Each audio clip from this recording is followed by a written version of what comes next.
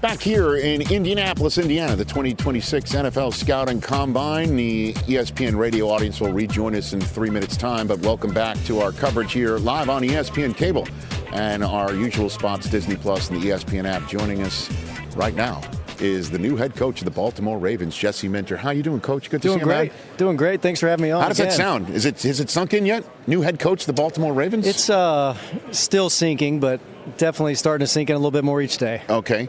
What was your conversation with Jim like when, you're succeeding John in Baltimore? What was that moment like? He was super happy for me. Sure. I mean, he was very helpful throughout the whole process as I was going through. How so? Just advice. Be yourself. You're ready. Yeah. I've seen you grow over the last 4 years. Right. Like, you are ready to do this. Uh-huh.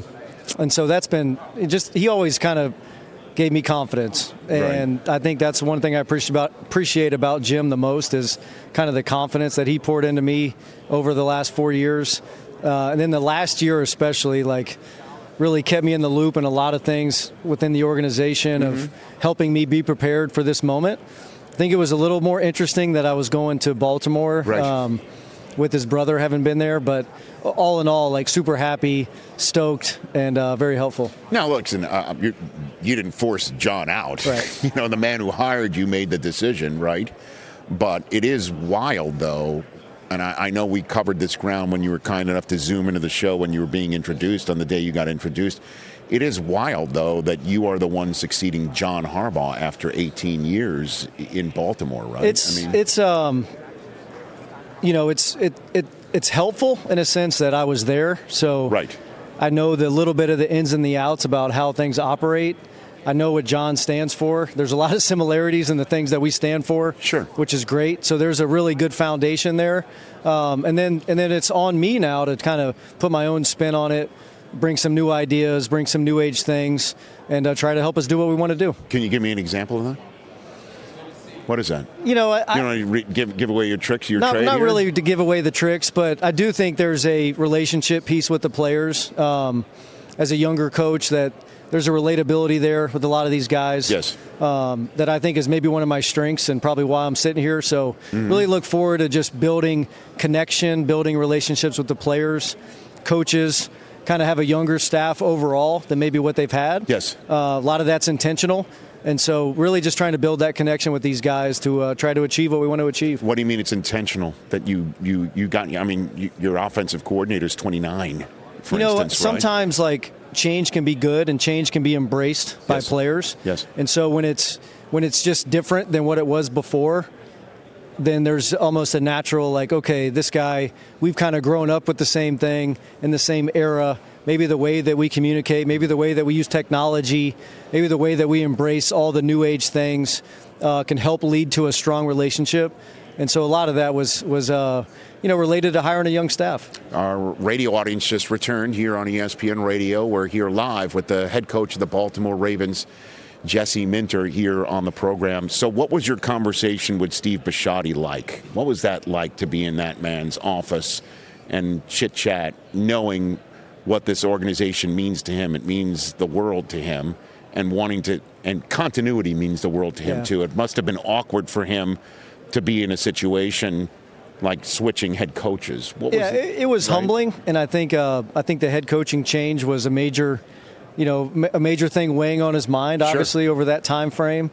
I think in the end, it came down to there was a chance for it to have a little bit of continuity, but also a new, fresh leader. And so I think you get a little bit of hey, let's not throw away, let's not tear down what's been built here for 18 years. It's been very successful. They've been an organization at or near the top every year, in contention regularly. And so now it's there's some things that you can keep. There's some things that you can maybe update and change. And I think he felt really good about all the things we talked about. Tell me about the offensive coordinator you hired and why you hired him. Declan Doyle, I think he's creative. I think he's a connector with the players. I think it was really helpful for him to be with Ben Johnson last year in Chicago. Tons of respect for Ben, how he operates, and being part of a new staff as the offensive coordinator. So he was able to really kind of set the table week to week for Ben as the play caller, Ben being the play caller. But he's been preparing for this He's been in the league. He's been in the league since he was 22 years old. So I don't think the age is a major factor here. This guy's been rolling in this level for a long time. Worked with Sean Payton, Ben Johnson, some great offensive minds, and I'm excited to see what he can do. Well, obviously with Lamar. So let's get to this conversation. I've got Jesse Minter here on the Rich Eisen Show. Your conversations with Lamar, what can you share with me that you've had with him? Great. Very similar. Like at the beginning, there's normal, there's an openness to want to learn about me. We did know each other. We crossed over for a couple years in Baltimore.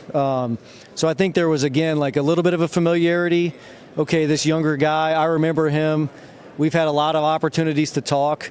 I'll try to probably keep a lot of what we say to each other private between the two of us, but I feel like the relationship is off to a great start and headed in a great direction. So what questions did he have for you that you're willing to I think public? He was involved in the interview process. So he was in an interview room with you at one point? We were on a Zoom. Okay. And so that was cool. He wanted to hear my vision, for him, the offense, the team. What is that that you're willing to share? Yeah, I think it's a really well-connected team that plays team football, that cares about each other, that plays for each other on the field, an offense that takes advantage of his skill set, but also has plays off of plays off of plays. It's a very systematic approach that we can take some pressure off of him in the run game by handing the ball to Derrick Henry as many times as possible. You had a big smile on your face as you said his name. Excited about that. Right. And so really just building a system that allows him to thrive and be the MVP caliber player that he's been. Run more? I don't know if he needs to run more. I actually think there's times where he can run less. If you build an offense that takes advantage of the under center, the downhill run game, now that opens up a lot of boots and play actions and plays. And then, the great quarterbacks have that ability on the key play to execute the second play. So the first play is maybe not there. It's not the perfect play call. Now he can take advantage of that with his athleticism, his skill set. That's what he's always been able to do. Yeah. And will continue to be able to do. Listen, I understand the sensitivity of this question, or this subject matter with him about running. We're here in Indianapolis where he refused to run purposely. And it made sense. We're just like, hey, you wanted a quarterback? I'm your guy. Yeah. Okay. And Ozzie Newsome and the Ravens were the ones who said, we get it. We're going to trade up in the first round and get that 5th year of contractual control. We believe in you, and we're going to get you up and running, literally and figuratively. But he is in this league where the two-way threat, you as somebody who's, built to try and stop that stuff, knows how much of an advantage it would be to you to get him to do both. And the question is how do you do it? Does he want to do it? Do you want to tell your new OC, we have to do it? And that's the question that I'm wondering about. I think there's high leverage moments where the quarterback's willing to do what he needs to do to win the game or win the play or whatever it might be. Right. And then I think there's times where you got to, this is a franchise player. This is a guy you want to be the quarterback for a long, long time. Yes. And so there's a health element and a protection element that needs to be in place to where he's not taking some of the hits that he doesn't need to. So I think it's a great balance there. You want him to be what's made him great. I think you look at Mahomes and Josh Allen and all those type of quarterbacks that can make that second play. And so he's certainly up there, in that stratosphere. And again, it's like, can we make the offense help him? And then to where when he does have to do that, he has that opportunity to do that. So best Michigan defender available with your first draft choice as a head coach? We'll see. First, you got some targeted here? Yeah.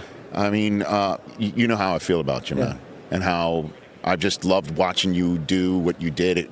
And when I first saw you with the lightning bolt, I'm like, of all the guys that Jim took, you're the one that really just, stuck it in the guts. But the fact that you left with a championship and now you're trying to bring that to Baltimore, I'm excited for you. Yeah, thank you. I'm really excited for you. You all situated? You got everything going? Getting there. Okay. Getting ready to maybe make an offer on a house. Okay. How many kids do you have? 3 kids. How old are they? 9, 7, and 4. Okay. So it's my wife Rachel. She's the she's the rock star. She has her hands full right now. Right. Kind of going back and forth. Figuring out schools and stuff like that. See, people don't get that. Well, they get it, but they don't think about that when coaches my daughter, changes, right? For example, is fourth grade, and she's gone to 5 different schools. Oh, my word. So we've had some different moves. Of course, right. Now we hope that this is one where we can stay somewhere and be somewhere for a long time. Okay. So, and again, what was your first memory of a combine? What was the first combine you were at? Oh, probably 2018, just doing like a lot of the informal interviews with the secondary, kind of seeing it and just being amazed. For John staff? Okay. Just being amazed at how big of a deal it is and really just how big the NFL is and how everything is entertainment, everything's a production.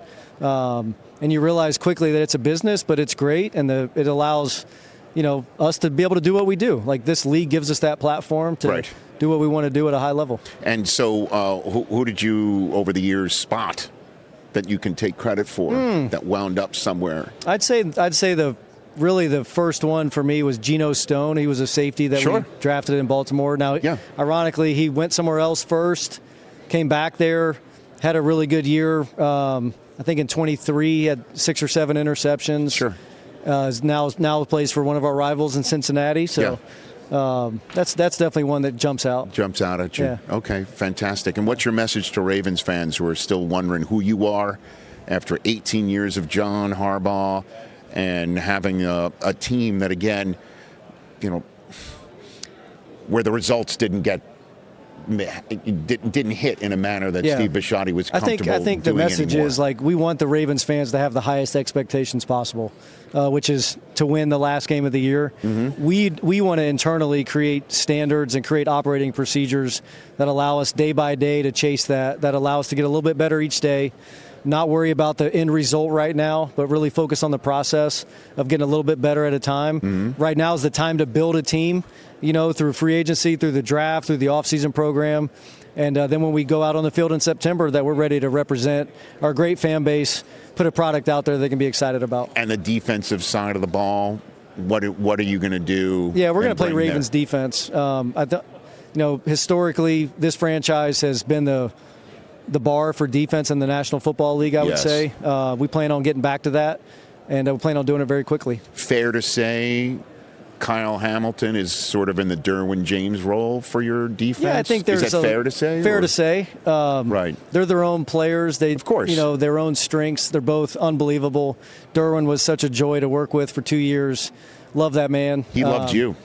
And so Kyle, he does love. It's not really, really excited to work with Kyle. Kind of what he brings to the table. Right. He's younger, so he's, I think, his 4th or 5th year now, and has been already, first team All-Pro a couple times. So could not be more excited to have him. Well, I'm excited for you, Jesse Minter. Thanks again. That. Really appreciate everything that you've done in your career to get to this point, and I'm fired up to see what you're going to do for a fan base that is second to none. And an owner who's as generous as they come. He's so great with my charity run every single year, he and his wife, and I'm a fan of the organization and for you. Thank you. Really excited for you. Appreciate that. Hey, you made it all the way to the end. Thanks for that. Check us out every single day streaming live on Disney Plus and the ESPN app 12 to 3 Eastern.